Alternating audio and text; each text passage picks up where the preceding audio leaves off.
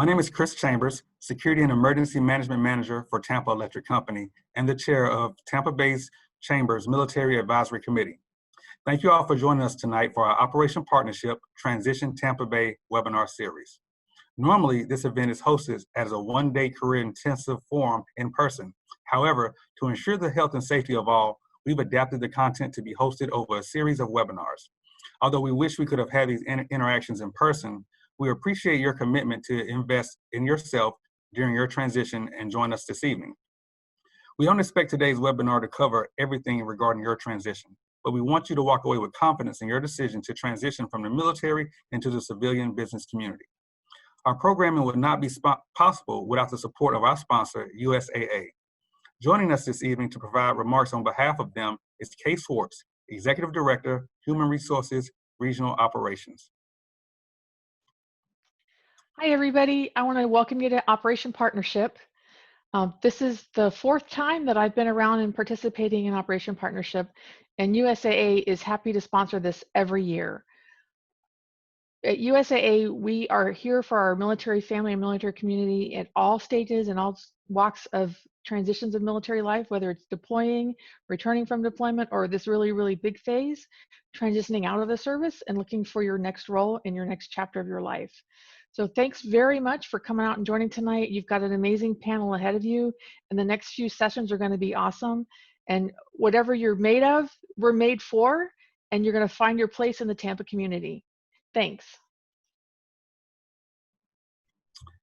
Thank you, Kay. We appreciate USAA's support of the Chamber's military programming.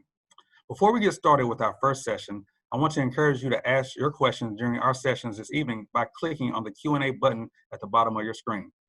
We will do our best to answer these live throughout the program as time permits. Our first session is a panel discussion with veterans of diverse backgrounds who have transitioned from the military to the civilian business community. They will be sharing their stories and lessons learned. Our panelists are Bob Gordon. Bob recently retired from the Army after 20 years as an engineering officer. He participated in the HOH Corporate Fellowship Program from January through March this year with Walt Disney World's Facility Asset Management team. Last month, he was hired by Amazon to be an operations manager at a sorting center in Davenport, Florida, just outside Orlando. He lives in Winter Garden, Florida with his wife and kids. Our second panelist is Ebony Harris. Ebony was born in Germany and raised all over the world as a child of a military member. She has served all over the world as a member of the United States Army for over 25 years. Her career allowed her to experience the multifaceted world of human capital, support, and manpower. The apex of her career was serving at SOCOM as the Senior Enlisted Advisor for the J8 Force Structure, Resources, Requirements, and Strategic Assessments. Ebony now works for Choir Professional in their Recruiting Operations Administration. Our third panelist is Marvin Jackson. Marvin retired last week from the United States Marine Corps after 26 years of enlisted and commissioned service.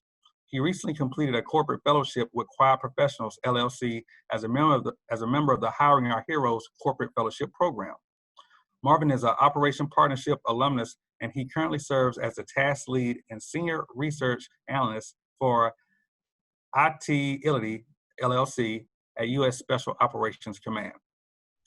Special welcome and thank you for all our panelists for joining this afternoon. So, our first question to the panelists, and we'll start in the order of the introductions. We'll start with Bob, Ebony, and Marvin. Transitioning from the military to the business community is not a one-time event. Instead, it is a process that continues well beyond your retirement or separation date.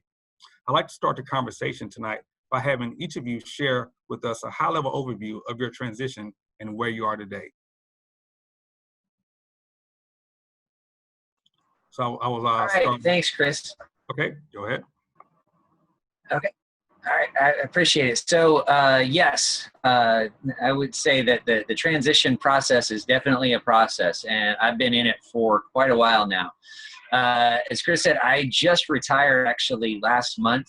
My beard and hair might say differently, but I was fortunate enough to be chosen for the Hiring Our Heroes Corporate Fellowship Program to work with Disney from January to March. But my transition planning process really started long before that. I knew that I was going to retire at 20 years. I knew that I knew what I wanted to do. And so I had to set a lot of wheels in motion to make that happen. A lot of folks don't really know what they want to do. I knew that I wanted to work for Disney or a company like Disney, because that's just kind of what I had always wanted to do since I was a kid, to be honest. So I went after it by making connections, getting on LinkedIn, reaching out, sending emails, actually talking to friends who I'd lost contact from high school and realized, yeah, that person works there, and started making connections about a year and a half out from when I actually did the fellowship. So almost 2 years out from retirement, just so I could meet people and learn more about what they do and learn about what kind of opportunities there were for somebody with my background. And so that was a long part of the process for me, was kind of connecting and waiting. And then everything started to happen. The fellowship program went through a couple of iterations. Marvin and I were in the first Hiring Our Heroes cohort in Tampa and Orlando together. So that was a great asset for us, and for you all, it's going to be even better. Alexandra Johnston, who runs the program there, has been was fantastic and continues to support everything that we do. And so just meeting there, going, and then getting into the fellowship, going through the interview process. But I would say the biggest things for me that I took away from my transition process for the initial phases was having a plan, being able to adapt from that plan. Obviously, I don't work for Disney right now because Disney's not hiring anybody. But having a backup plan, and then making those connections, because again, it was connections that actually got me the interview with Amazon as well, and it worked very much in my favor. So I cannot emphasize enough how important it is to get out of your comfort zone, start thinking about what you want to do in the next phase of your professional life, and then go after it. That's all I got.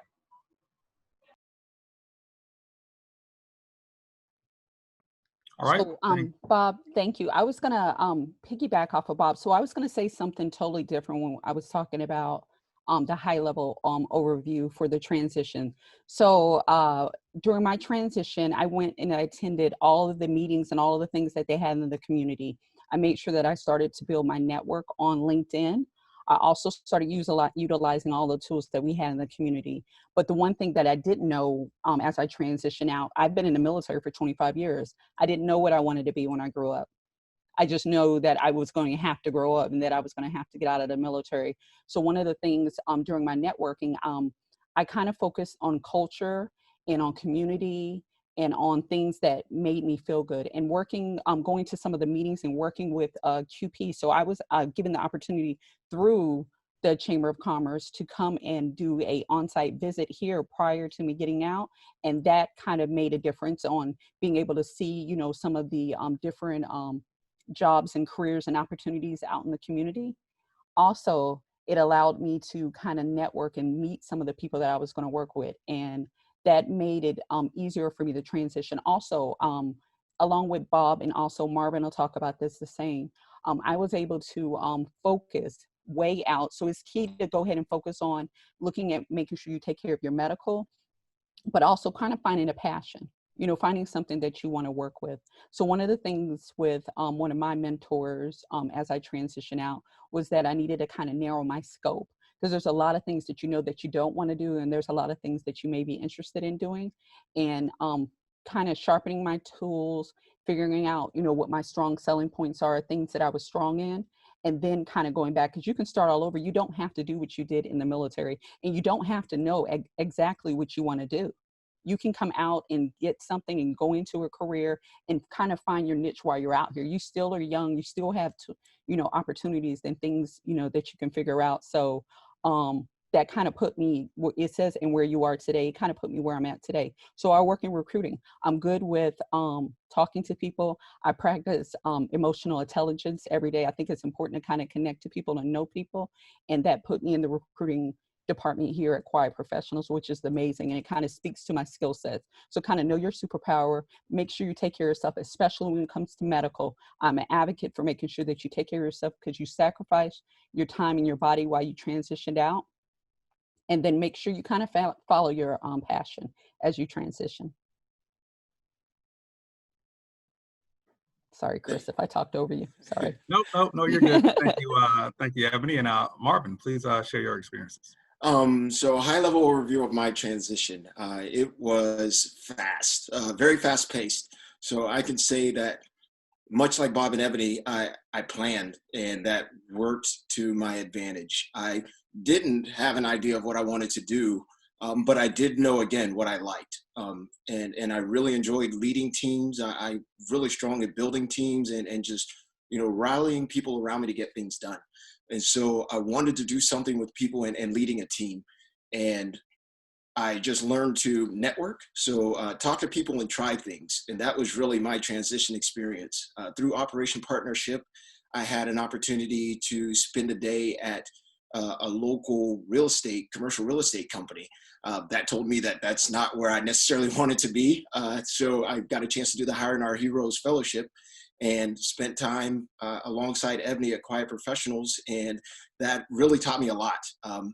And I kind of knew that that's the field I wanted to be in. And it led to where I am today, which is with Itility LLC. I'm the task lead for a team of about 40 people working back at Special Operations Command, where we deliver services and products to our customer, their USSOCOM. All right. Thank you, Marvin. So Marvin and Bob, you both participated in the Hiring Our Heroes Corporate Fellowship Program. How did that experience help shape your transition? Bob, I'll start with you. Okay, so I would say if you have the chance, and I tell this to everybody I meet, if you have the chance to participate in the corporate fellowship program, do it. Even if you don't know what you want to do or don't know where you want to be, the experience you are going to get in whatever company you end up with is more valuable than you can possibly imagine. Because you're going to have the chance to network with people, to do a lot of informational interviews, and to learn opportunities that there's no way you would know about otherwise. For me, in particular, I'm an engineer, as Chris said, so I wanted to, the only thing I knew that engineers did at Disney was they're Imagineers. If you've seen that show on Disney Plus where they build stuff. There's a ridiculous amount of stuff that goes on behind the scenes at Disney that I never knew about, and I got to see all of it. I walked into Splash Mountain when nothing was when it was closed and all the water was gone. I got to go behind the scenes at all the parks, and I wasn't even working there. I was actually working in resort rooms. I was remodeling resort rooms while I was there as my job. But more importantly, I learned how to get into those jobs, how to what types of things they're looking for, and the people who make the decisions for who gets hired into them. So that going through that interview process, it was very informal, but the whole thing really was an interview process. Obviously, COVID happened, had to change my plan. So I started reaching out to other opportunities in the area and found Amazon, and Amazon was just fantastic.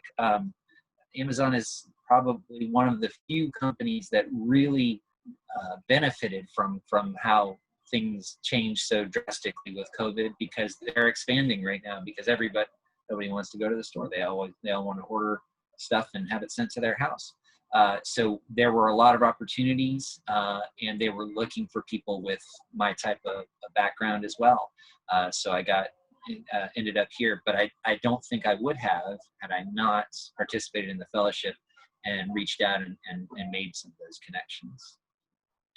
I'll hand it over to Mark. Hey, thanks, Bob. For me, my Hiring Our Heroes Fellowship experience just helped in so many ways with my transition, beginning at, at the very start, with having to turn in my resume to be selected. So I had to learn how to write a civilian resume, right? I had to take off all the military verbiage and actually learn what companies are looking for, what corporations are looking for. So that's the very first thing it did. As you go through the process in this program, you actually interview with all the companies that show interest in your resume. So for me, I had 7 interviews before I ever spent a day on the fellowship. And that interview experience is invaluable. I'm happy to say, and I'll say easily, that I think I got better as, of course, as you practice more and as it went on, but I just got more comfortable sitting in front of people and talking about myself, which is something in the military we're not very good at. So it really helped me with my resume. It really helped me with interviews. And then during the fellowship, the program is designed so that every Friday you spend a day at a different company. And so I learned to network. I would carry my resume, I would carry my contact cards with me, and I would hand those out at every location that we went to. And I learned to network and put myself out there. So for me in the transition process, I didn't end up at Quiet Professionals, and I still have a very close relationship with everyone that works there. I really enjoyed my time, but the ability to network, which I learned through that program, opened so many doors, and I had so many job offers at the end of my fellowship that it allowed me to move into the position I'm in now. So again, what Bob said about don't miss the opportunity to participate in the program, I highly encourage those who are able to participate to do so. Thank you, Marvin, for sharing your experiences. Ebony, you worked with Marvin while he was a fellow at Quiet Professionals. Share with us your experience as a veteran and employee of Quiet Professionals working alongside a fellow. It was difficult. No, I'm just joking. No, working with a fellow veteran, I thought it was amazing. So one of the opportunities, so I was still, when I started working with Marvin as part of his fellow, I was still active duty. So I was on terminal leave at the time that he came over. And the key thing that stood out and that was amazing to me is that we were able to speak the common language. Him coming out of Marine Corps, me being Army, I could talk to him and I didn't have to toggle between the lines, but it also allowed me to kind of highlight some of the things that I myself was still transitioning through. So I needed to make sure that I was able to communicate to him our processes differently than how we would do it in a service. So the experience was enlightening.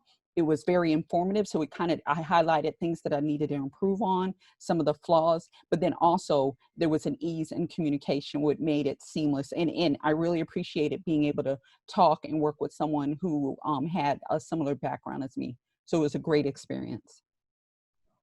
All right, thank you, Ebony, for that. Mm-hmm. All right, moving on to our next question. So as you're going through the transition, it can feel like you're drinking from the fire hose with the amount of information that is provided to you. How did you navigate available resources and manage your time? Bob, I'll start with you. I'm still trying to figure it out. So, it really is very much drinking from the fire hose, and it can definitely be overwhelming trying to figure out which avenues are right for you. And, in some cases, you have to learn a whole new language, depending on the type of job you're going into. I knew that I was going to have to do that because I didn't want to work in government anymore, so I didn't want to speak Army anymore. Wanted to do something different. So to prepare myself, I helped kind of focus myself the last couple of years on things that make sense for somebody in my background. So I studied and earned my professional engineer license and got my project management professional PMP certification so that I knew the language that people spoke in terms of project management, engineering projects, those types of things.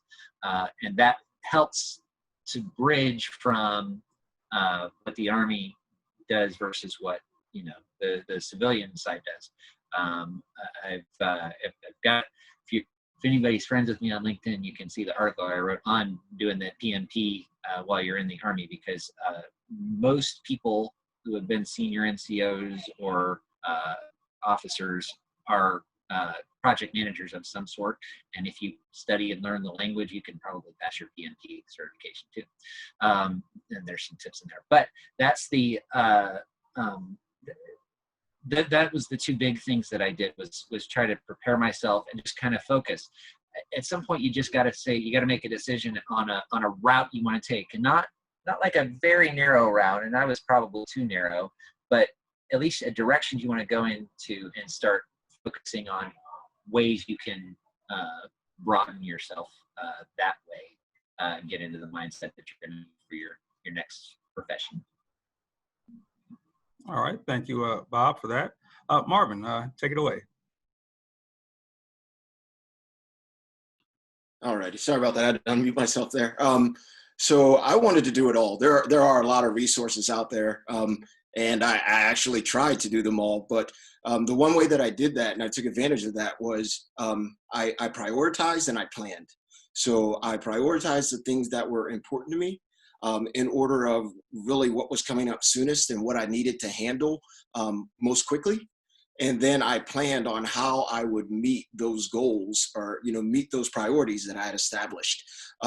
For example, Operation Partnership fell at a time right when I could, right after TAPS, jump right into that, get into, like I said, a local company and have a chance to spend a day there and take advantage of all those different things.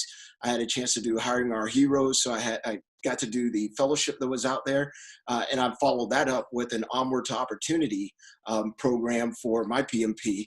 And so by prioritizing it, it allowed that fire hose effect of all the information coming in. It allowed me to kind of slow the stream down and put it in order that made sense to me.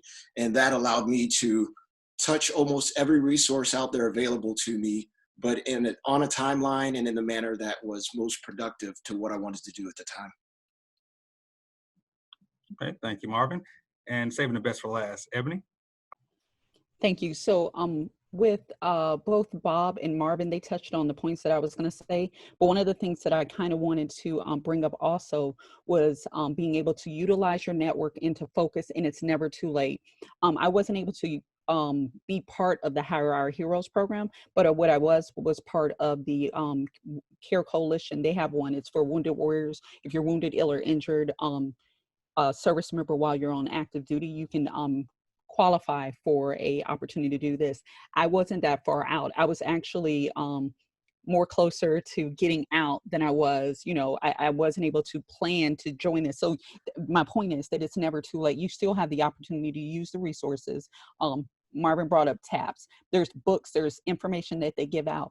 Ask us. There's a lot of people that are online. Use LinkedIn, use your Facebook, use your uncles, your aunts, your cousins, use your family members, and ask those questions, because we're on the other side of it. So and if you're not on LinkedIn with me, you can add me on LinkedIn, Ebony Harris, and we'll answer those questions for you. You can ask us so we can kind of walk you through and kind of tell you how to prioritize, to make those binders that you need to have for your medical, to go back and do a lot of things that you need to do while you're on active duty, because if you try to do it when you get out, those opportunities are not going to be out there in the same manner as they are while you're active duty. So just use your resources while you can. And if you're not sure, ask someone. All right, thank you, Ebony. So our next question, one of the key takeaways for our attendees this evening is empowerment. How did you take charge of your transition? Bob.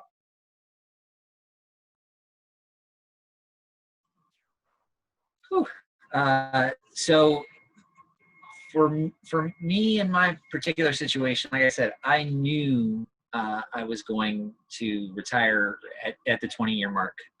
And so I didn't want to drag my feet. I was really looking forward to retirement. And now that I'm here, I can't believe how well it's worked out so far, to be honest. But it's all about making a plan that you can flex from. It's just like military planning. I mean, you have your plan, you have your branches and sequels that in case something doesn't work out or something doesn't go the way you plan, or if it does go the way you plan, what's your next step? And so for me, it was really about that. It was about, okay, I'm going to make myself attractive to companies by getting these certifications. And then I'm going to network and meet the people that can make those kinds of decisions. And I'm going to try to build those relationships. And I have, in fact, I'm working at Amazon now, but I was invited to go have lunch with some of the people I was working with at Disney who are starting to get back to work now. I don't think I'm going to be lured away, but I don't want to close those doors either. Amazon's been very, very good to me so far. So, again, don't close any doors, and just make your plan and stick to it as best you can. All right, thank you, Bob. Marvin, empowerment and taking charge of your transition. Yes, I would say I did what we in the military do best, which goes with what Bob said, plan and take action. So I devised the plan based on, how far I was, and I was about 18 months out when I knew that I was going to retire. And I looked at what was most important. For me at the time, it was making sure my medical process was all taken care of. And then I started talking to people who were in corporate America and asking them, like, what should I expect? And what I came to learn is no one is really looking to talk to you about working at their corporation if you're 7, 8, 9 months away from retirement. They're looking a little more closely to people who are 90 days out. So that allowed me to prioritize when I wanted to start the job search, but it also gave me time to network. So I devised that plan and then I took action. I, went through my medical process. I got as smart as I could about how to do out processing and make sure all that was taken care of. And then I turned my attention to networking, talking to as many people as I could just to get my name out there. And that allowed me to just establish a level of comfort for myself moving forward, knowing that there were different people in different industries that I was interested in who knew who I was. And that allowed me to then kind of drive the decision as to where I would end up by just going back and touching base with those networks that I had established as I got closer to my retirement date. All right, thank you, Marvin. Ebony? I think one thing that we learned during this last time period during COVID is not to sit still and to know yourself. I know for myself, and I can't speak for the other two guys, but for myself, I had to learn myself. I had to learn my superpower and be able to speak to my superpower and know that I was good enough. When we're transitioning out, we are having a lot of fears because I know who I was, or I knew myself in uniform, and I knew my superpowers, and I knew what I could do, and I knew what my comfort zone was, being active duty. But coming out of the military, that's a different transition, and you just kind of have to relearn. And I had to know who Ebony was, not know who, Sergeant First Class Harris was. So just coming out of the military, kind of figuring all of that out and knowing exactly who I was, on this side as a person in this corporate America, or whatever you have to say. Like Bob was saying, like Bob chose not to stay in the defense side of the house, and that's okay. You don't have to come back, and you don't have to be where you're comfortable. You can be comfortable with being uncomfortable. Be comfortable with learning and being in that transition stage and figuring things out. It's okay. That's it. All right, thank you, Ebony. Thank you all for sharing your experience on empowerment. So moving on to our next question, mentorship. Mentorship is an important aspect of navigating transition. How have you connected with a mentor in the civilian community, and tell us about that experience? Bob?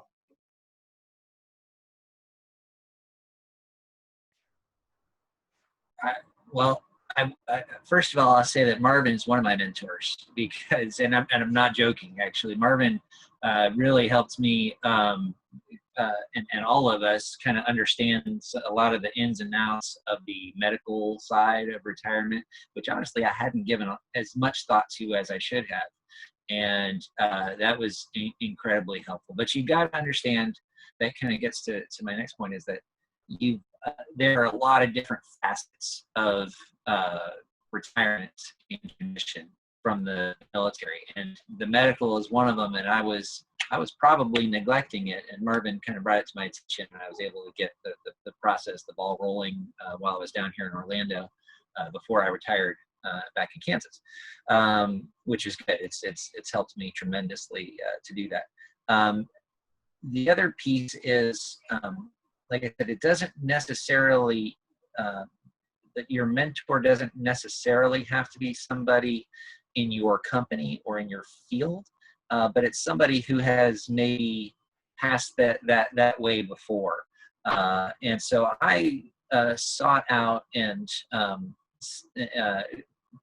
folks who have made that transition from, in my case, from the military to something completely outside of government. And one of my mentors actually is a retired Army officer who works for Disney right now. Another one is a former boss of mine who runs an engineer firm in Texas. So I would say look for people who you have a common thread with, and see if there's a relationship there that you can build into a mentor-mentee relationship. And it definitely will benefit you because you have somebody to act as a sounding board and to bounce ideas off of, because you haven't done this before, but now I and a lot of other folks have, and it never hurts. And it doesn't even hurt to reach out on LinkedIn. Sometimes you might connect with somebody you find you have a common thread with there too.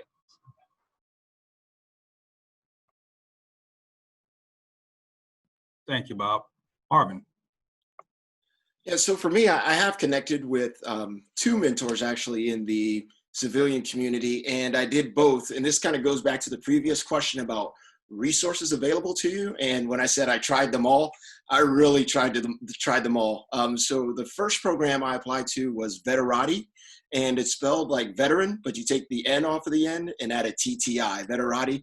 And it is a program where they have both former military and civilian mentors available at no cost. You sign up.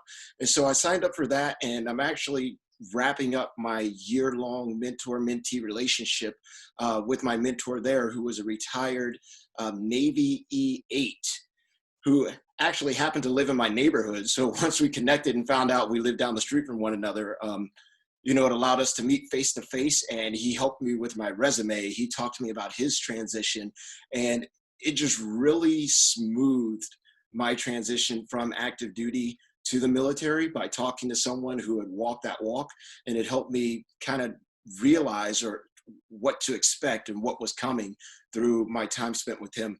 The second program I used is known as American Corporate Partnership, ACP, and it is another program that is free. You just go online, you sign up, and I was given a mentor by the name of Ted Prohove, who lives in Chicago, but we met bi-weekly via Zoom, and his advice has just been, it's priceless.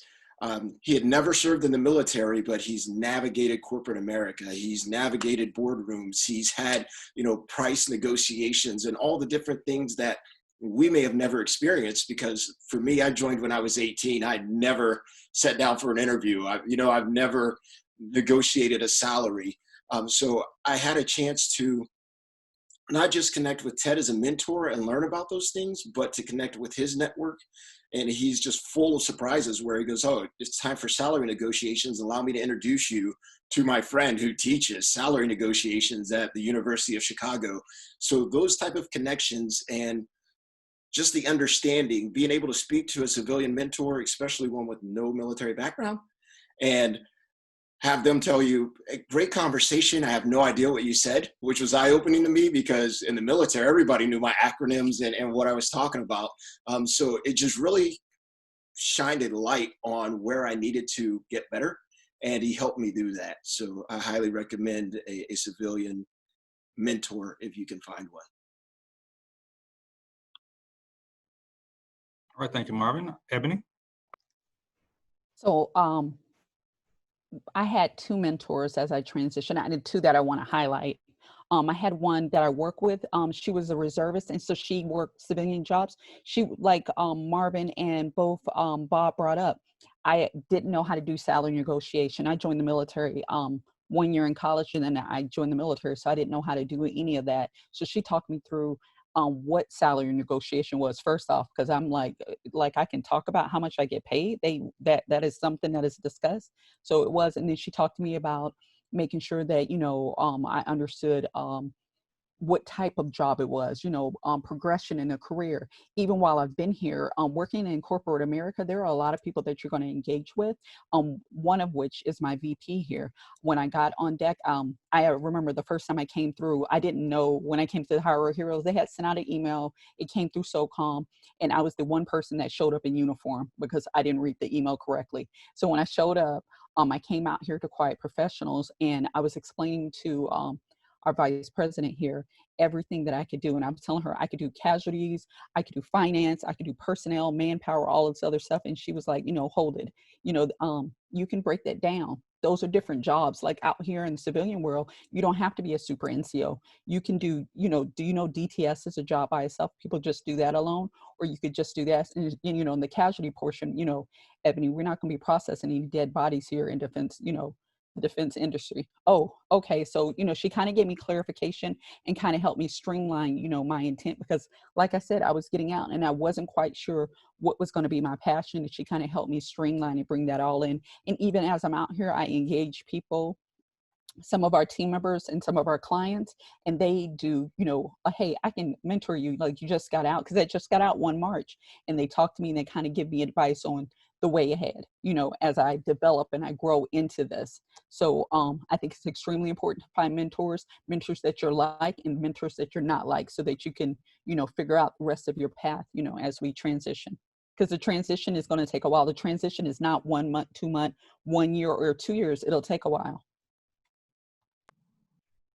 All right, thank you, Ebony, for that. All right, moving on to our next question. Speaking of the transition process, the transition process is filled with many unknowns. What are some things you experienced you wish you would have considered or known before leaving active duty? Bob. Okay, so, Ebony said it. Being in the military, we sometimes have a habit of getting comfortable with being uncomfortable. As you prepare your transition, get prepared for all kinds of new uncomfortable, because you're going to have conversations and answer questions and things that you never thought you would have to, and you're going to have to be a little more guarded about some things that you didn't used to have to. If you wanted to know, we're all in the military. If you wanted to know how much I made, all you would have to do is know how many years I was in the Army, what my rank was, and look it up on the internet. That's not the same in the corporate world. Alexandra Johnston at Hiring Our Heroes said, you can't play the, I forget the commercial, what it's a commercial for, but the what's in your wallet game with folks in the corporate world. And so, as Ebony mentioned, and Marvin as well, the salary negotiation piece is something that I was thoroughly unprepared to do.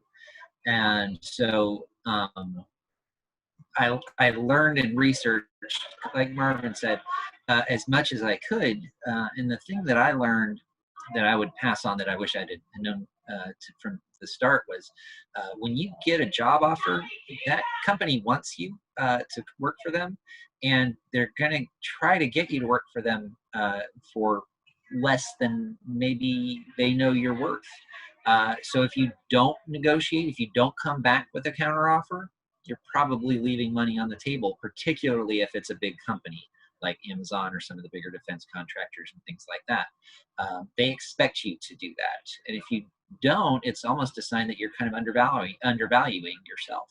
And then, so I can, if anybody wants to talk offline, I can give you some specifics on how that worked. But for me, but that's one of the big things is, that was the most uncomfortable I was, I think, in the hiring process, the interview process. But it turned out to be a lot easier than I thought it was going to be. It just was uncomfortable during the process.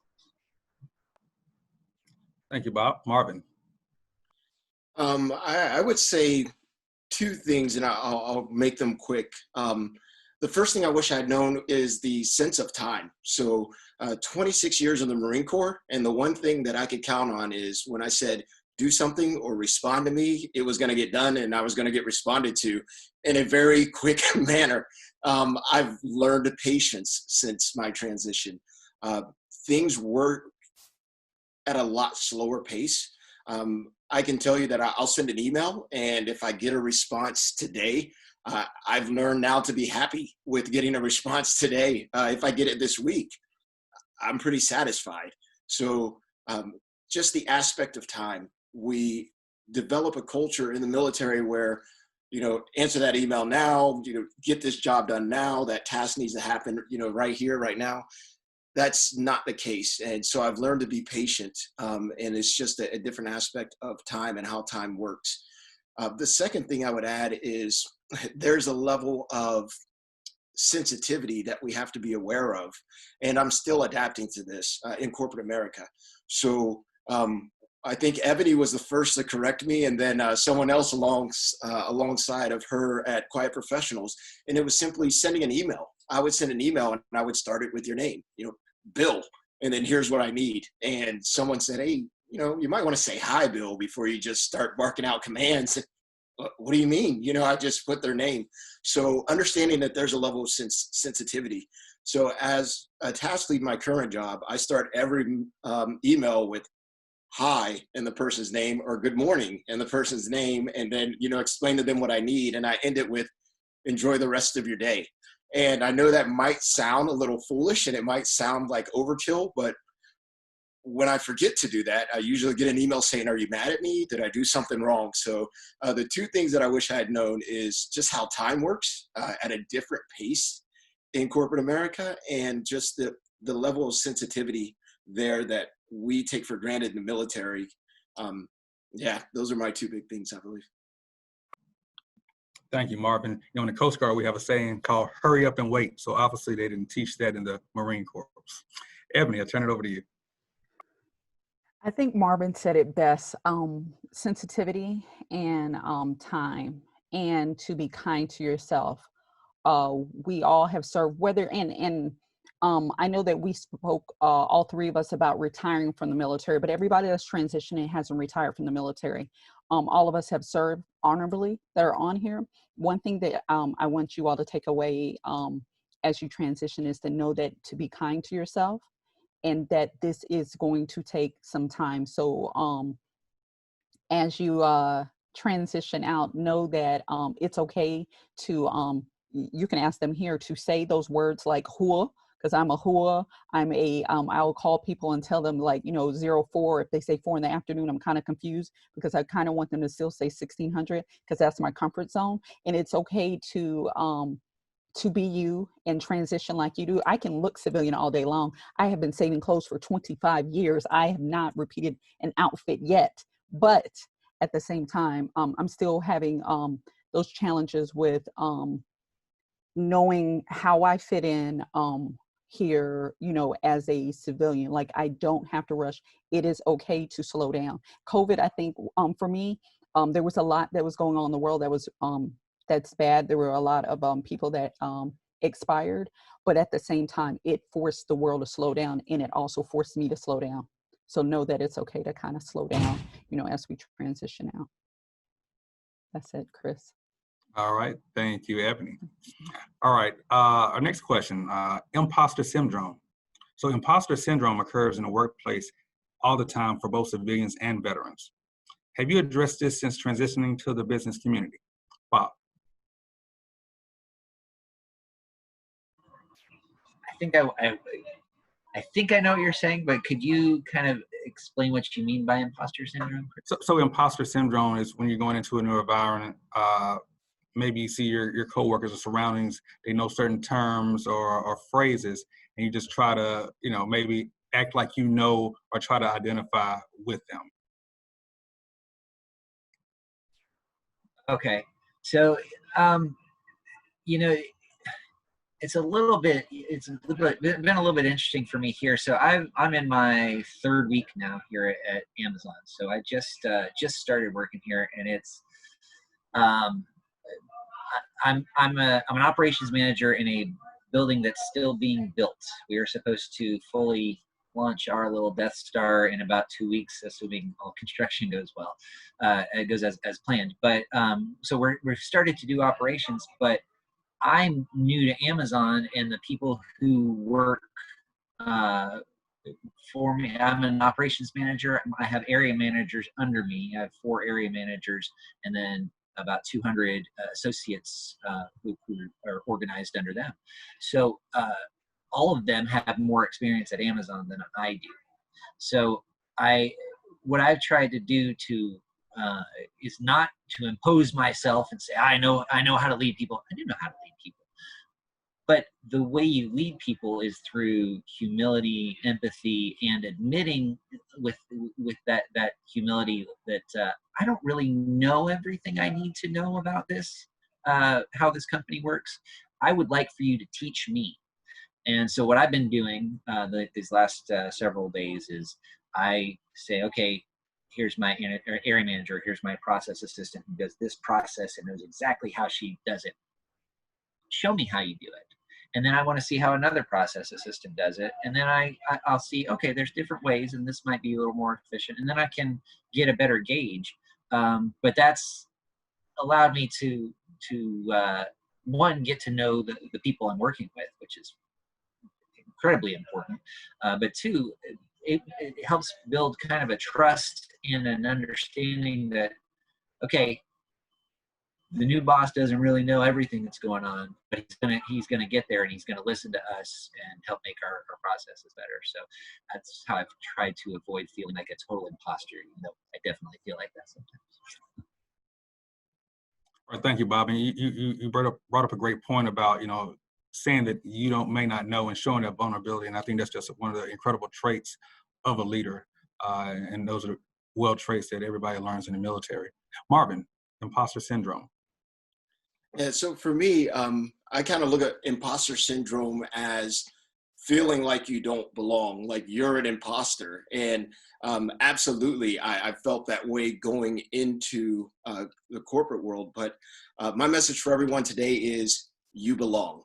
The skill set that you have, you probably called it something different, but corporate America is very quickly starting to realize the value in our veterans.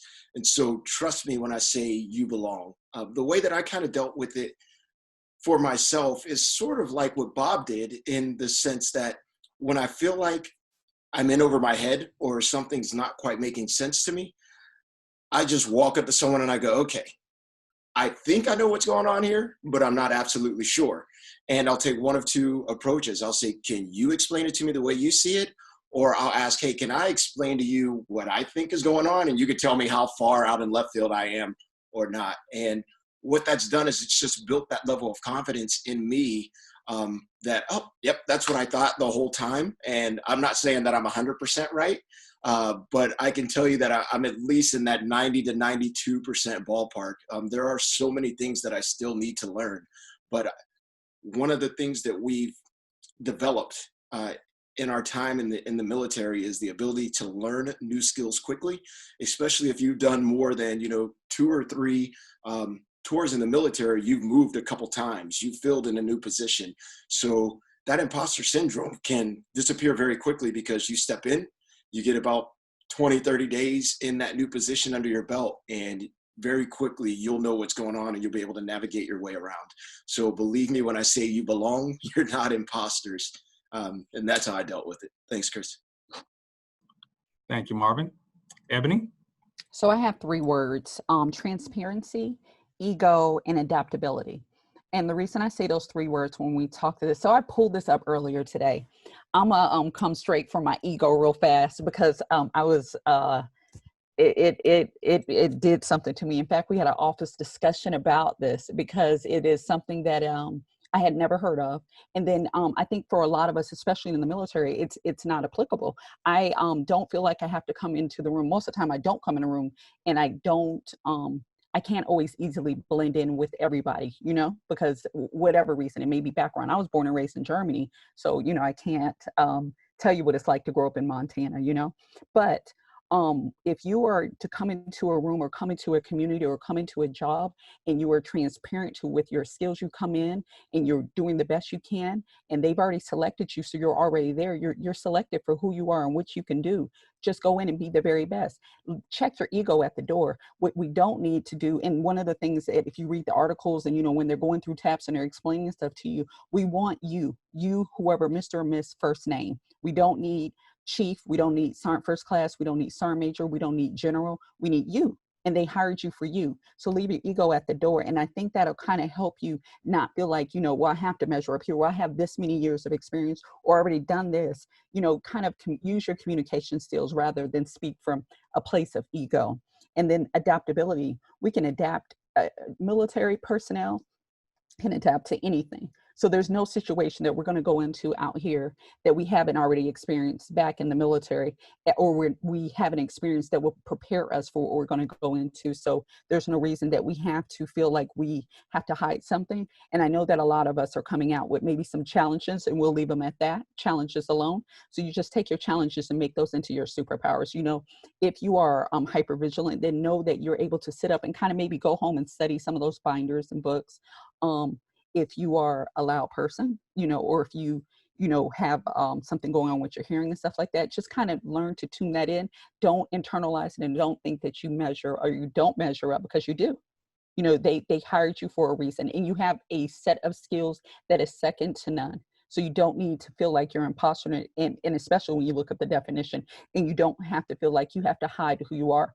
There was one part of the definition that spoke to the female. So I don't know how many female veterans we have on there online right now, but speaking specifically to the female veterans, we can tell people that, what our backgrounds were, who we were, and you can still be that same strong, powerful, empowered person that you were in the military on the outside. There's no reason for you to dim your light at all. That's all I have, Chris. Thank you, Ebony, for that. All right, so our final question. What is one piece of advice you want to share with transitioning service members as they embark on this next chapter of their career? Bob. Well, I would say that there is a lot of give and take when it comes to preparing for your transition. I've given up a lot of time shaving and taken a lot of time combing my hair, but than I used to. But so what I mean is you're walking away from a way of life that you've known for 3 or 4 years or 20 or more years. You are going to give away a sense of security that gave you, and you're going to walk away from that. And that's okay to feel that way. But understand that there's a lot of us that have gone through that and are still going through it. And focus more on the positive and the possibilities that are waiting for you than what you're giving up. I have watched a lot of people who all they ever wanted to do was be a soldier. My dad was one of them, to be honest with you. And when it came time to retire and hang up the uniform, they didn't know, they didn't have a plan, and they didn't know what to do. And whatever they end up doing, they're not real happy with it. And that's not a great way to spend the rest of your life, because a lot of us hopefully have a lot of life left. So I would say focus on what the positive possibilities you have that are waiting for you, because there's a lot of great stuff beyond the military. And having that background will open so many doors for you that you don't even know are there right now. That's what I would say. All right, thank you, Bob. Marvin. One piece of advice, so I'm trying to narrow it down. I guess I'm going to combine a couple, and I would say plan for patience. That would be my one piece of advice I would give you. And what I mean by that is develop a plan and follow it. Understand, again, that not too many people are looking to have a conversation about employment when you're, 5 to 6 months or more from getting out. So work your way through your military out processing and taking advantage of all the programs that are out there for transitioning veterans while you're moving into that zone where you need to find a job. Once you get into 90 to 120 day window where people are really looking to talk to you about coming onto their company, be patient. So if you've planned and you've done your work, things are going to happen for you, because we're really good at planning in the military, right? But we're not really good at waiting unless you're in the Coast Guard, right, Chris? So you hurry up and wait. But, you know, in all honesty, plan and be patient. Know that things aren't going to move as quickly as you want. The jobs aren't going to be pouring in right out of the start. And what I've seen for a lot of people transitioning is because they didn't plan and they're not patient, they jump on the first opportunity that comes along, and then they are very unhappy. And I think Bob spoke to this a little bit about where they ended up, and they end up moving, you know, jobs very quickly and sometimes very often. Be patient, find what's right for you, but you have to know what that is. So build that plan. And that's what I would say. My one piece of advice, plan for patience. Thank you, Marvin. Ebony.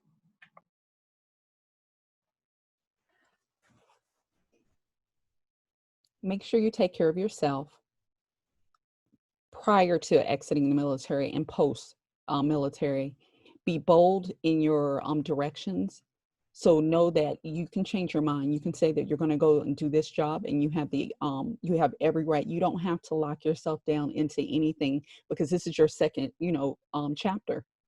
And take care of your family members. Know that you need to take time to sit down and kind of settle. One of my mantras is be still and watch the sunrise. Be still and watch the sunrise, and watch, what you're going to do in the future. Protect your energy. And Bob had said something different earlier too, about knowing that it's different out here. You are not dealing with the same type of personalities and character. So just be mindful in everything that you do, and be purposeful in your career. All right, thank you, Ebony, for that. Just sharing your experience has been great and very impactful. You know, I transitioned from active duty to the reserve 10 years ago. And now as I'm approaching retirement in the next 2 to 3 years, just hearing some of that advice has triggered some things to think about in my mind. So I know if it impacts me and is preparing me, it definitely is impactful to everybody else on the call. So I'd like to thank all our panelists for joining us this evening to share their experiences. As we said earlier, transition is a process, not an event. Our hope is that by hearing from veterans who are on the other side of service, you will feel empowered to take control of your transition.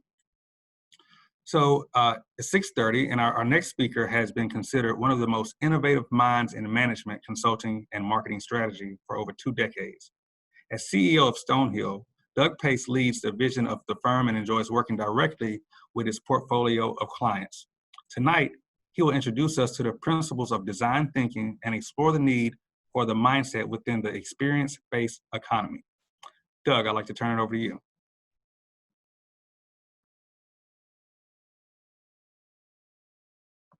All right, I'm on. How's everybody doing? That was one of the most eloquent, engaged panels that I've ever been part of.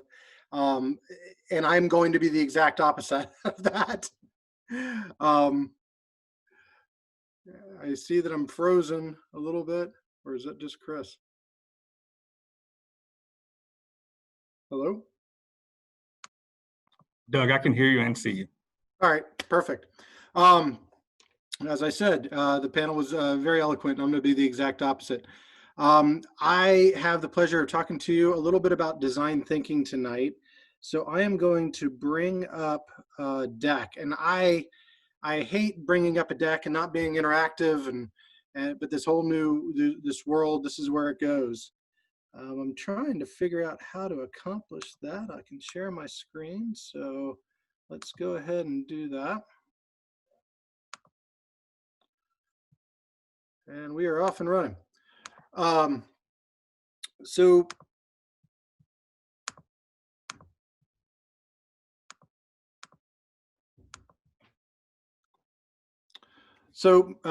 as Chris said, my name is Doug Pace.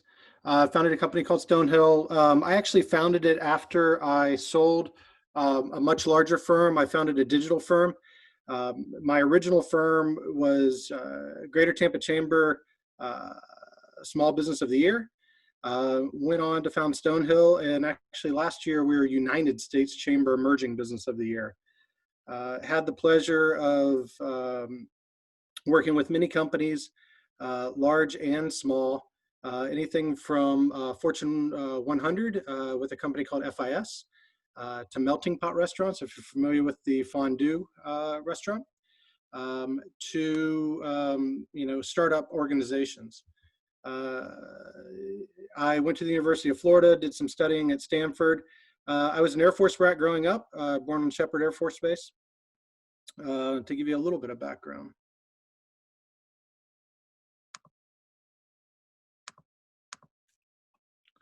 So actually, before we go into this quote, one quote that came up to mind as we were talking on the panel is, the world becomes much clearer when you realize that everything that is made around you was made by people that were not smarter than you. So I just want to remind everybody that every business that we know, every product that we see was built by teams of people that just worked really hard and understood what was needed out in the market and understood a common mission and really dug deep. So it goes to some of the imposter syndrome items that I heard. I've been in business for a long time. I've started multiple companies, worked for large consulting. And what I've found is most people don't know anything. They just work really hard and they get through the day and they move forward. And that if you work with them and you try to understand what they're trying to accomplish and you apply your skill sets, things just kind of have a tendency to work out. When we try to help others be successful, it just kind of turns. So as we start to talk about design thinking, this quote from Henry Ford really comes to play. And it's, if I asked people what they wanted, they would have said faster horses. And it really sets the stage for people only know what they know. People only know what they're used to. People only know what they're accustomed to. Now that could be for a transition, like has been talked about already today. You know the military, you don't know corporate, or it could be in business. I know products that exist. I don't know what the products could possibly be or the products that could possibly help me. So if you only ask people what they want, they give you back what they know. Design thinking's an approach that allows you to get beyond that. Some people say they know a lot about design thinking. I always ask, well, is it a methodology, a process, or a mindset? Some people say all three. Some people go into process. Some people go into mindset. I always argue that it's a mindset used by some of the most innovative brands. It's agile and customer centric. I say it's a mindset because a lot of people are used to things like agile. Agile is a way to execute on code or development of websites. A lot of different items can be developed in an agile methodology, but it is a methodology. It is documented. It has a process. The language that we use is common across. The way that you approach it's the same as the way that somebody else approach it. That's because there's a manifesto. Design thinking is not the same. There is no manifesto for design thinking. There is no commonality. For instance, some of the companies that tout it very large, like IBM. IBM has 9 steps in their design thinking methodology. SAP has 7. Kind of the Stanford Purist model, the one that we use, is a 5-step methodology. So that's the reason why we always say it's a mindset. It's agile and customer centric because it's meant to go very fast. And it's meant to be focused on the individual consumer, the end user. Now, we're talking about transition tonight. That end user could be you. As I said earlier, one of my companies was very successful. I sold it. I exited it. Unfortunately, I had a massive stroke and I almost died right after it. Actually, I sold it on a Friday and I had the stroke on a Monday. But what that really forced me to do was stop and take a look at what was important to me and what I wanted to accomplish in my life. and then sew some things together. So I used design thinking to start my next company. And then what's important is multidisciplinary teams. It's actually a foundation of design thinking. And it's basically saying that you need a team with different viewpoints to help you. And that team, by having different viewpoints, makes you more powerful. And what I mean by that is if you had 2 accountants on your team, obviously they're going to be very concerned about the dollars. But if you had an accountant and an engineer, well, now all of a sudden you're worried about the dollars and you're worried about how to address something, how to build something. Well, then if you added a marketing person, well, now you're concerned about how to build it, the dollars, and then how to get it to market. So how does it work? It's really 5 steps: empathize, define, ideate, prototype, and test. What is empathy? It's trying to understand what's important to a person. There's a lot more to that, and we'll go into it. Define. A lot of people ask why define is second and not first. Well, really, until you understand what somebody's trying to do, what they're trying to accomplish, you really can't define the questions that you're trying to solve. An easy example of that would be if you've ever tried to solve a problem just to find out it's a different problem. That's a great example. Ideate. Now that you understand the question, what are the possible ways to solve it? Prototype, build something that solves the issue. And then test. What are the variables you're getting out? What does it look like? It looks a lot like the slide on the screen. It's really messy in the beginning because obviously you don't know what you want to accomplish if it's for the transition. You don't know what's important to your user if it's actually for a company. And it seems very messy. It seems very unorganized because you are looking at a lot of different variables. You are looking at a lot of different possibilities. But then as you move through and you start to define the questions and you start to define the possibilities, it becomes much more clear. Why are people using it? They're looking for solutions that are desirable, viable, and feasible. So what's desirable? Desirable is they want it. Somebody wants it. You know, if that's applied to the transition, somebody wants you. You have skills. You have something that they want. That it's viable, that the financial picture lines up and it matches what the outcome is. And it's feasible. The technology that's needed to accomplish the innovation is available today and you can build it.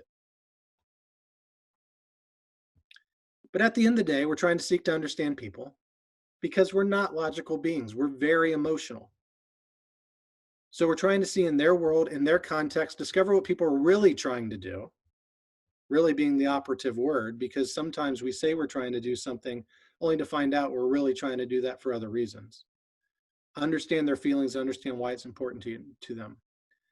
We want to understand the experience before, during, and after because it sets context. An example that I always use for this is if you've ever been to a restaurant and you've sat down and you haven't been waited on in a quick period of time, and you're waiting to get either greeted or brought your first drink. If that's not done in a relatively quick period of time, it has a tendency to set up the rest of the experience. That if that goes wrong, then the meal just doesn't taste as well, the server just didn't do as well, the atmosphere just wasn't as great. But if that sets up right, a lot of other things can go wrong later in the experience. It's the same for a transition. It's the same for a company. It's the same for a company strategy. But at the end of the day, meaningful experience satisfy a need at the right time in the right context while appealing to our values. Values are extremely important. I let a lot of people know when I started my current company and I was going through this process, that's where I started. I started with values. And they were have fun, be optimistic, and make others successful.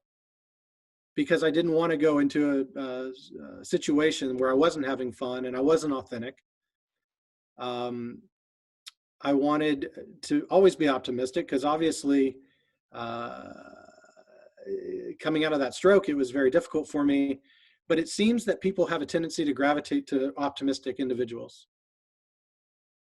And then helping others be successful is really just near and dear to me, but it helped frame where my company was going. It helped frame my employees' mindsets on how we would get there.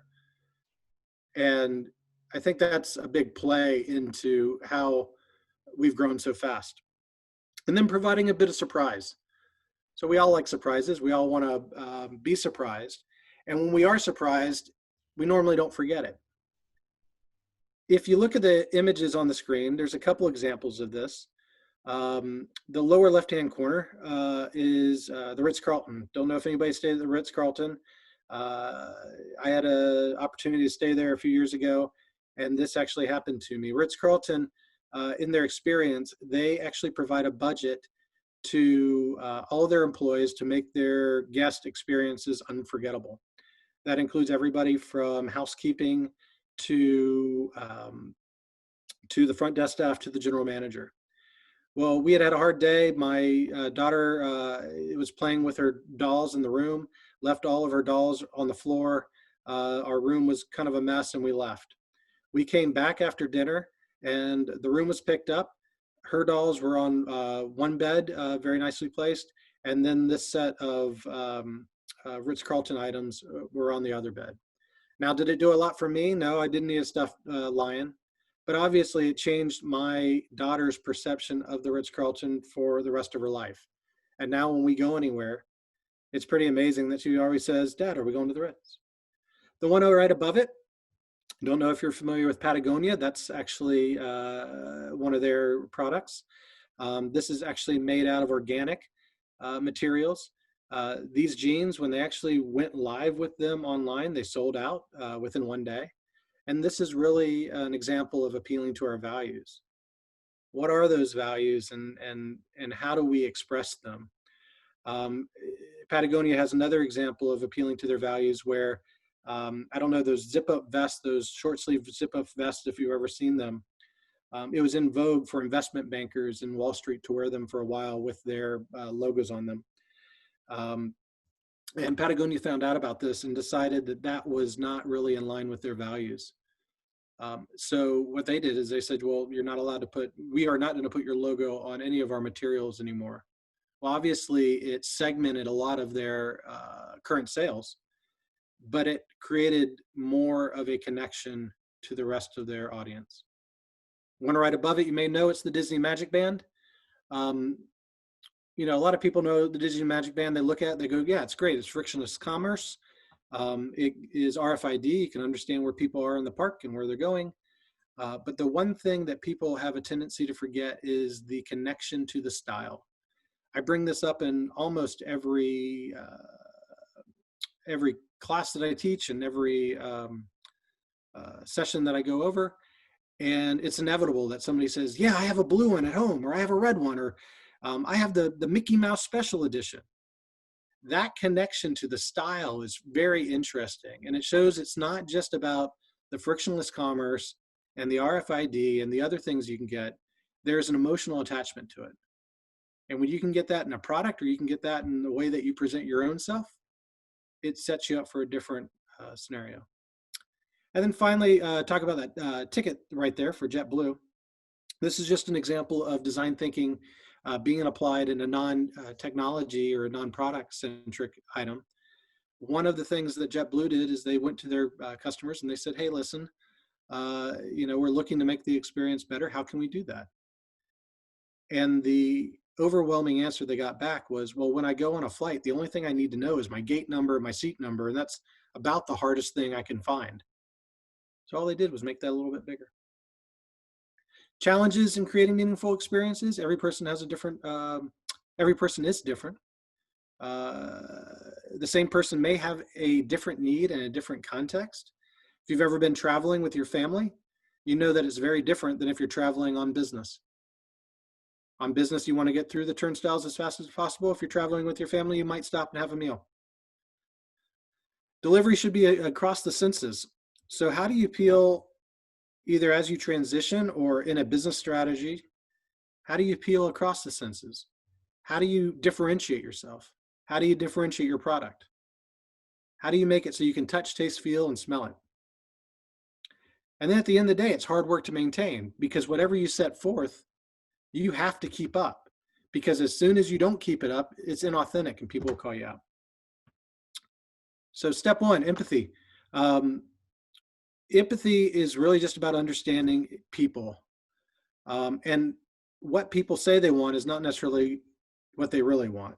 We have a tendency to ask why all the time. How you practice empathy is you can observe, you can engage, and you can immerse. Observe is really just watching people. Do they do what they say they're going to do? Do they follow the same path? Do they follow different paths? How do they click buttons? As we all know, just using websites, we all look at buttons a little bit different. We all look at different parts of the page. Engage, that's really just as simple as asking questions. How do people do it? What do they want? And then immersion, putting yourself into it and seeing how it works for yourself. By doing these three things, we get a lot of feedback. With that feedback, we can start to define. We can start to define what those needs are, what the questions are that we're trying to ask. And we can challenge ourselves on the 5 whys. Why, to find the real reason. But it's not just understanding the need, it's trying to understand why it's important. So as you start to look for a different career, what's important to you? Actually, somebody said earlier that they had different items that were important to them than in the past. As you start to build a business or build a business strategy, what's important to your customers? Why is it important? Do they really want those new jeans because they need jeans because they need clothes? Or do they really want to make a statement and make a value statement? Ideation. Well, now that we know the question that we're asking, what are all the different ideas that we can come up with? A big question that we always come against on this is, should you take a small set of questions and go really deep and solve them? Or should you just come up with all the different answers and start exploring? And we always tell people, go wide. Right now is the time that you want to come up with endless possibilities. Then you can filter them down at a later date based on different criteria. But if you didn't come up with all the possibilities, it's hard to keep things moving forward. As soon as you start telling yourself there's bad ideas, or you start telling your team that there's bad ideas, that negativity starts creeping in. Now things aren't possible. Now you go back to that Ford quote and you start building faster horses instead of new products, instead of creating a new life. And at the end of the day, understand your readiness level. What are you ready for? What are your clients ready for? What is your team ready for? One of the biggest challenges that we see with large clients is that they take on too much too fast. And then instead of being successful with 1 or 2 initiatives, they fail at 10. Whereas if you could have just focused on 1 or 2, you would have been successful. Extending through plussing is another way, and this is the reason why we capture all the ideas that we can. Plussing is actually a Disney technique. It's not a design thinking technique. Walt Disney had a belief that there were no bad ideas. As soon as you started to talk negative, and as soon as you started to tell people their idea was bad, that they would shut down. They wouldn't want to play with you.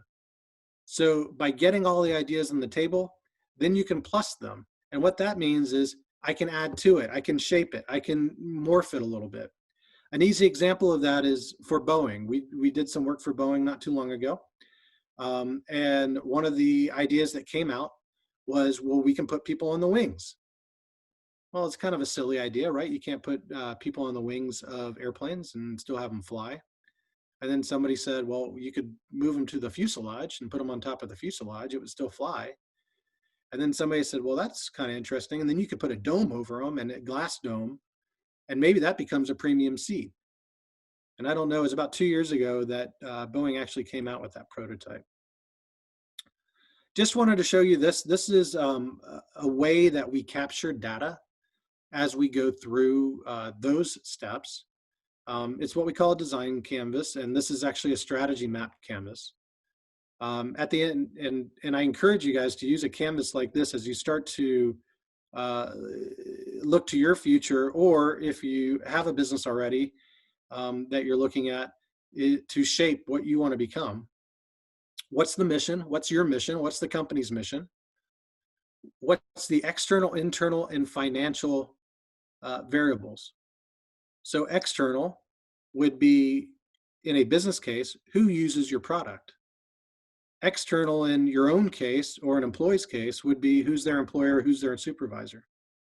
Internal would be your employees if in a company case. Internal might be your family in a personal case. What do they want? Financial, what are the constraints that you have? Do you have to make X amount? Does it matter? Do you need to be in a certain geographic area? What is important to you? Then you can look and say, what are the needs and opportunities? What are the ideas and initiatives and breaking out? Here's a quick example of one just filled out. This is an example for my company. It's our mission.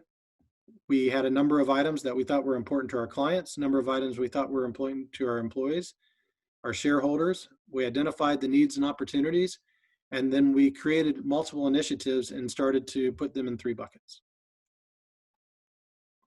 So by having that strategy map, what's the advantage? Provides you a one-page document to keep you on track, allows you to talk to other people and tell them what's important to you so you can get them aligned and up to speed very quickly.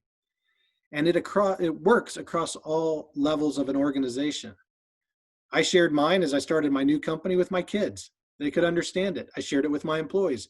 I shared it with my wife. I shared it with my friends. I shared it with my mentors. It changed a lot as we went forward, but that was the intent. After you have a strategy, now you can create a prototype. Just start building something. Purpose of building a prototype is create a vision so you can actually touch, taste, and feel something. Get some feedback and enhance, refine, or abandon. Abandon's the biggest word in here because sometimes you start going down a path just to find out it's the wrong path. Don't go down that path. Come back, enhance, refine, do something different. How do you prototype? You really select an idea. You keep the user or yourself in mind. You start building, you regulate the time, you do it fast, and you want to build it and get it in front of people, and you want to see how it feels. It's kind of like somebody told me, actually, as I was building my company, they said it's almost like you're trying on a new jacket. You try on that jacket, you see how it works, and you take it off, and you either get rid of it or you make modifications to it. That's the easy way to think about it. And the prototype's the exact same way. So how could you prototype a business? How could you prototype a life? There's lots of different ways. There is no best way, just what works for you. You could storyboard it out. What does your day look like? You could create an experiential day. You could walk somebody through it. You could walk yourself through it. You could create an ad. What does the ad look like? Ads are ones that we use a lot of times in companies because they say, well, we really can't prototype this new product. It would be too expensive. The materials just aren't there. And I say, well, just how would you advertise it to customers to get new customers? And it's amazing what comes from it. A word of caution on this as you start to prototype, as you start to build anything, is think about the steps to get there. This example that is on the screen is really saying that we want to get from point A to point B faster. So obviously a solution to that is building a car. But the challenge with building a car, it takes a long time. We'd have to start with building the wheels, then we'd have to build the chassis, then we'd have to build the engine. And then, 6 months later, we might have something that we could actually try and touch and feel. But remember, the goal was to get from point A to point B faster. So why couldn't we build a skateboard in the next 2 weeks? It's pretty easy. It's a piece of wood and a couple of wheels. And get it in front of our users and see what's different and use it ourselves. And then say, well, man, that's great, but we need a way to steer it. And then we create a scooter. We had that steering wheel. All right, that's pretty good. Like that one. But we need to go a little bit faster. That's where you get into a bicycle. Break it down into small, easy, digestible parts. This is where a lot of companies and a lot of individuals just don't understand it. And they always go for the big scenario as opposed to looking at the steps it takes to get somewhere. Testing and iterating, how to test, define moments that matter. So what's important to you, what's important to the users? These are those things like I talked about at the restaurant that would make or break a situation.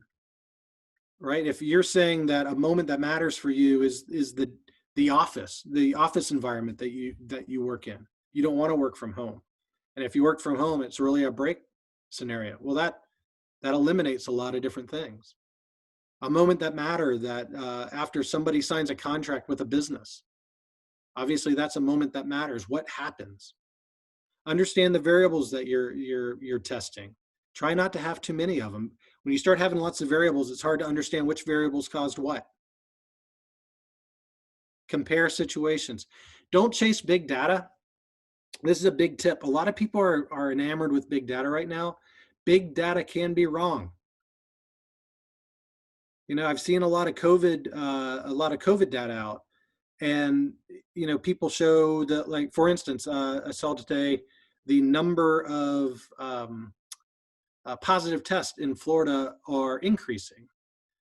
Well, I saw also that the number of tests in general are increasing. So my question is, of the people that are tested, how many were positive? I haven't seen that number. I would love to see that number. But don't chase big data, because it can be wrong and it can have false positives. Look to your user, look to the environment, look to yourself. You'll know.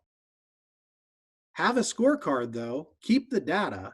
It gives you an indicator, but use it like flying an airplane, right? It gives you an indicator, it's not an absolute. Test regular and extreme users. So in a transition for yourself, for a career, what does the best day look like? What does the worst day look like? For a product or a client or a business, you know, if somebody's going to use your product every day versus somebody that uses it sparingly, is it hard to get ramped up again? Is it hard to understand if you don't use it every day? Embrace the unexpected. Just because things didn't happen the way you intended doesn't mean it's bad. It means it's a learning situation. Then you take that and you can pivot, right?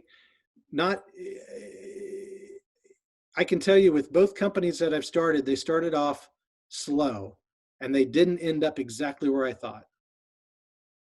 But we put something out, we let the clients use it, we pivoted a little bit, we pivoted more, they used it more, and we went to where they wanted. Once you test, really the way to make it real at that point is sprinting. Determine what can be done in 2 weeks. What can you accomplish in a short period of time? And keep it moving forward. Here's another canvas, just to give you an idea. It's a sprint canvas. It's really, what was the strategy? What was the initiative? How are we measuring ourselves? And then what are the steps to accomplish that? The whole concept of sprinting is to keep it simple, to keep the steps really simple, and to keep it relatively fast. And then make sure you know your KPIs. What's success look like? As soon as you don't know what success looks like, and I was actually on a call with a client this morning, and we were going over initiatives, and they couldn't define success. And I said, if you can't define success, then why are you doing it? So that keeps you on track for sprints. That's all I had. We'll open it up for questions. So let me see if I can get out of this. I talked a lot. I apologize.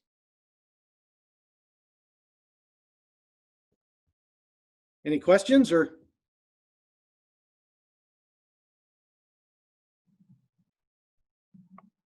Chris, I think it's back to you. I don't have any questions.